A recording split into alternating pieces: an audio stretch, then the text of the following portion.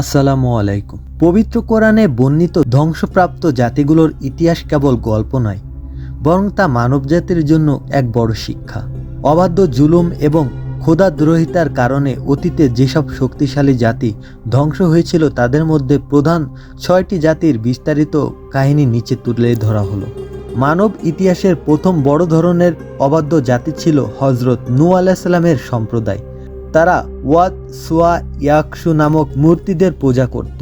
নূহ আলাইহিস সালাম ৯৫০ বছর ধরে তাদের এক আল্লাহর ইবাদত করার ডাক দেন, কিন্তু তারা তাকে উপহাস করতে থাকে। তারা বলতো, তুমি তো আমাদের মতো একজন মানুষ। তারা তাদের কানে আঙ্গুল দিয়ে রাখত যাতে নবীর কথা শুনতে না চায়।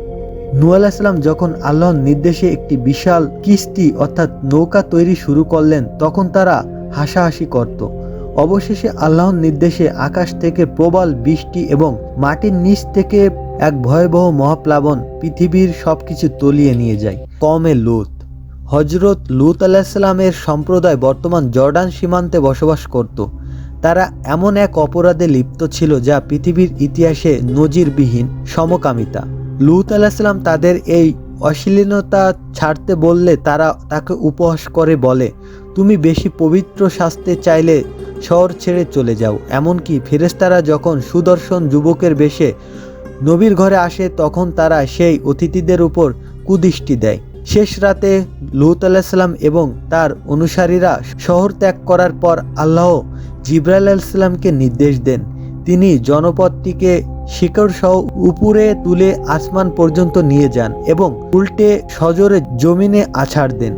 এরপর আকাশ থেকে তাদের উপর চিহ্নিত কঙ্কর ও পাথর বৃষ্টি বর্ষণ করা হয়। বর্তমানে সেখানে ডেড সি বা মৃত সাগর অবস্থিত, যেখানে কোনো মাছ বা জীবন্ত জীবজন্তু বাঁচে না।